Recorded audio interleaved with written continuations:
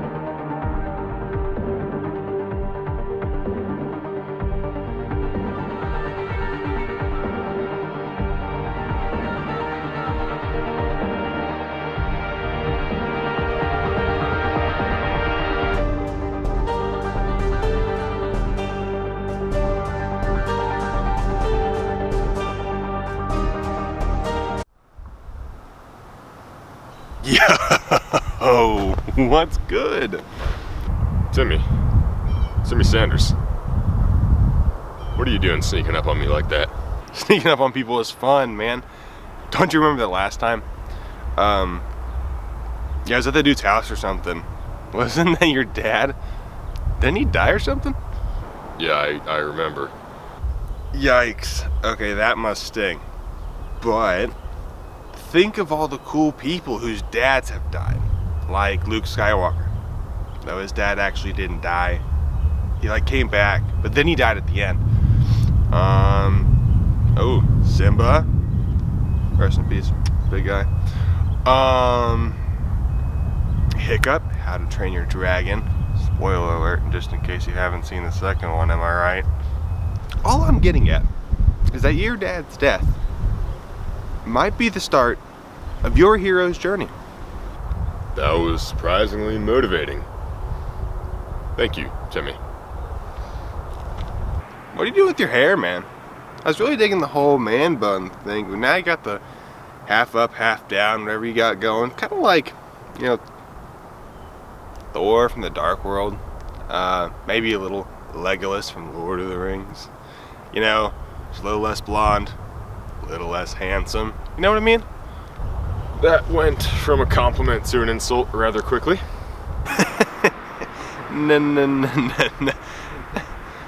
No offense there. Somebody broke into my house and stole my dog. I need you to find her. She's really small, real prickly pear, right? She's feisty, white, reddish eyes. She's real clever. Probably escaped from her kidnapper by now. I'll start searching the area immediately, see if I can find the dog loose anywhere. If not, I'll check back at your place, wherever that might be, for any clues as to who this dog burglar might be. Thanks for coming to me, Timmy.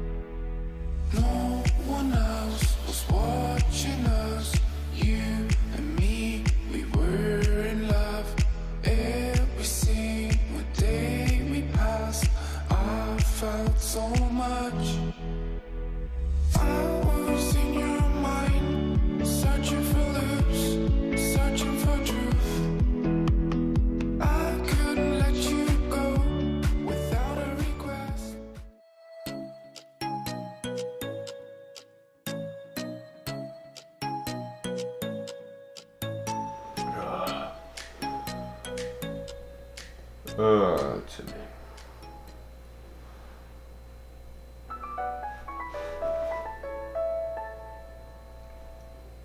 Timmy. Hello? Hey, man. So, I know you've been looking for a while now. I just wanted to let you know I may have left out a little detail. Excuse me? It's not actually a dog. It's a pet rat you're looking for. It's a rat? I just figured you'd be more willing to look for a dog. Yeah, I'll still look for it, but just wish you had told me sooner. So, if this is a rat we're talking about, you really think someone stole her? You think someone actually put in the effort to steal a rat? You might have to confront the possibility that she just died. She's not dead. Although it's worth mentioning that nobody technically broke into my house, given that I don't have a house. It's more so that while I was crashing near that sewer, she scurried away while I was sleeping, and I think someone grabbed her. Oh, God.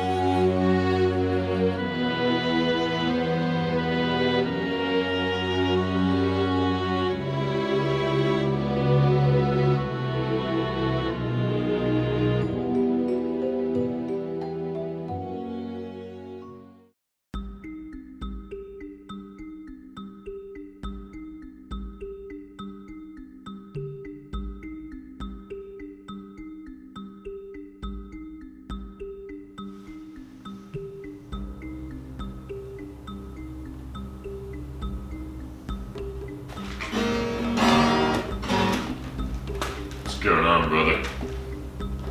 Working a case. Yeah.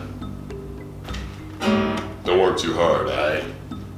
Thanks, Jacob. You know, if you're looking for that, rodent or whatever, I think I remember seeing one on Suzanne Simmons' Instagram page. You're kidding me. You really might want to get a Instagram or social media one of these days. Could help you with some of your cases. I'll pass.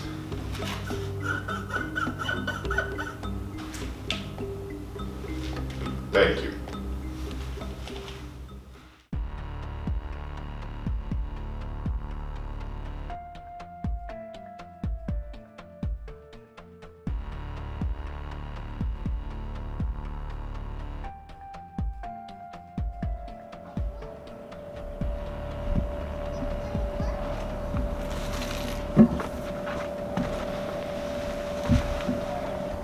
Is your sister here at the moment?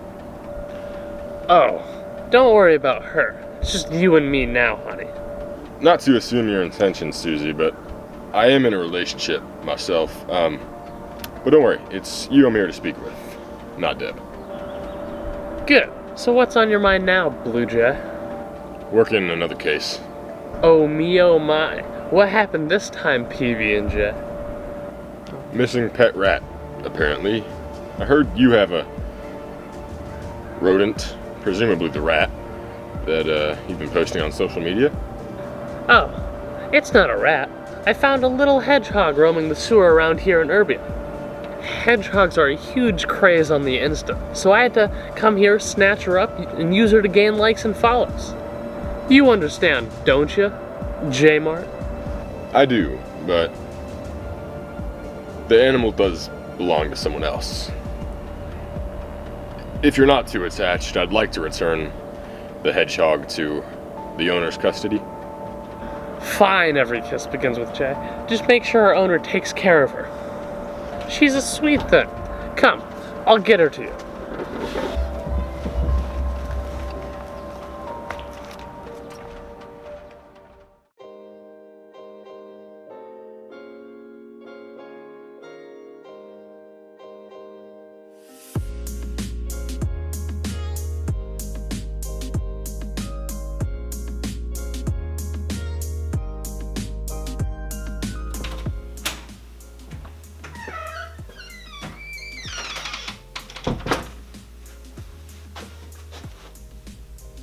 Hey there. Hey, Timmy. Few items of business. This is a hedgehog, not a rat, and most definitely not a dog. Secondly, please take care of her. Don't keep her in or near the sewer. That's no place for a hedgehog, or a human for that matter. Don't leave her anywhere where she can be taken again.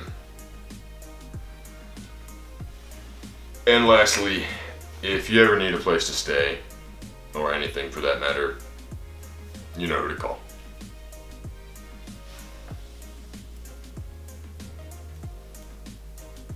Thanks, man. I'll take care of her. I'll crash at my friend's place for now. It's that house down the street from where your dad died not too long ago. You remember? Yeah, I'll be there. Here you go, Timmy. Does she have a name? Julia. Oh, Julia. Like Julian. You named your hedgehog after me? I'm so flattered, thank you. Your name's Julian?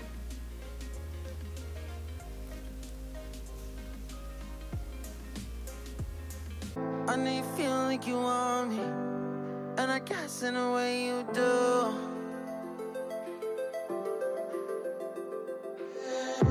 Holding my breath, unraveling emotions.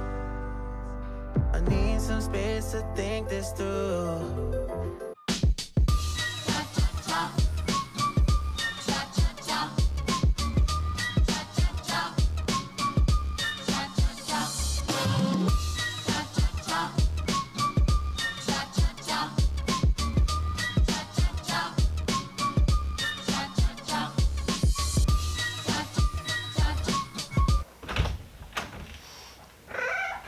Timmy!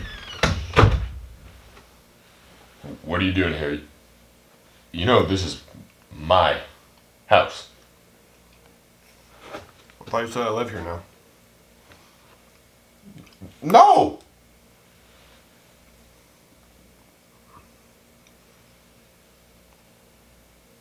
Then what was the point of the whole conversation we had, like, the other day?